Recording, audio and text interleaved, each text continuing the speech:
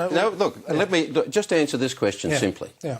Whichever way you approach this, do you agree that you are not introducing a saving to the bottom line? Oh, because if you win the election is going to be held this year. Mm. Even if they're allowed to put their tax in, it doesn't start for 2 years. There's no revenue, not even the first cent of revenue. It doesn't come in for another 2 years. So if you win the election, there'll be no tax. If there's no tax, there's no program. Same as the government. They're saying the same thing. Yeah. No tax, no programs. That's right. So either way, there is no saving by you to the bottom line. Well, you're ignoring the fact that Tony Abbott announced an extra $4 billion on top of the 12. Today I announced an extra $8 billion of recurrent cuts. And on top of that, had substantial savings in the capital account by not proceeding with $18 billion of borrowing on the NBN and $4 billion from the proceeds of the sale of Medibank Private. Those things are not recurrent spending. No, but they're borrowings, Kerry. What we announced today was $47 billion of gross savings. That's money that we do not have to borrow under the circumstances proposed by the Rudd government. But the $12 billion... And the rest of my speech, if I can just finish. Yeah. The rest of my speech focused on the challenge of crowding out. When the government continues to borrow, as it is now, $100 million a day to pay for its current spending, that puts upward pressure on interest rates because there's crowding out in the markets. Small business, home borrowers, they end up paying more for credit because the £800 gorilla, the federal government, is in the market borrowing money in competition against them. And in 3 years, according to that budget, they'll be in surplus. On education... Yeah, I don't believe it. I suspect you don't. Well... It's not my position to.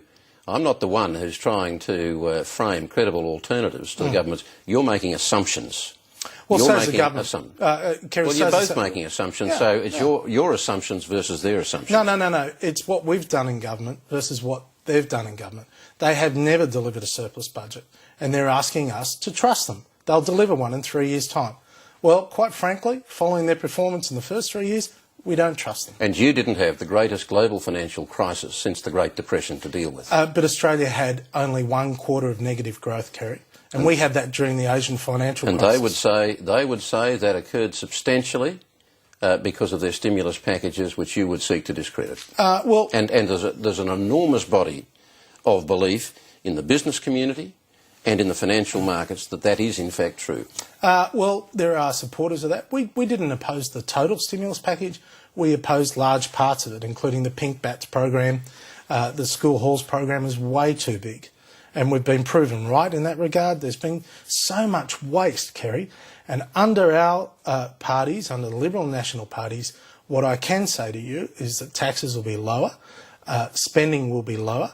And Tony Abbott, in fact, said there'd be absolutely no new taxes and no increase in taxes, and a month later he introduced a new tax. Well, can I just say this to you, Kerry? The total expenditure under our government will be about the same as the last year of the Howard government, and every year of the Rudd government has been more than that.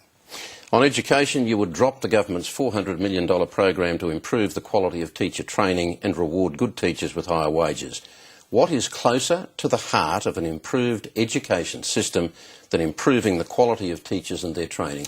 Well, I referred to that in the part of my speech I was trying to get people to focus on, which is we do want to improve educational standards. Our belief is the government's program hasn't worked as well as it could have. We're going to come up with a better program. So you will have a better program directed at improving the quality of teachers, but it won't cost as much. Well, it may cost a little bit more. We've got $3 billion set aside for offsets out of the amount of money that we've announced as savings measures. So there's a lot more detail yet to come. Oh, yeah. Kerry, we've had the budget for just over a week. But they had thousands of people. Longer than that to think about what you're going to do in government. But we all work off the same numbers. It makes it easier for journalists, and that's what we're trying to do. Make it easier for everyone. Well, Joe Hockey, no doubt we'll be talking further about this, but thanks very much for joining us tonight. Any time, Kerry. Thank you. And that's the program for tonight.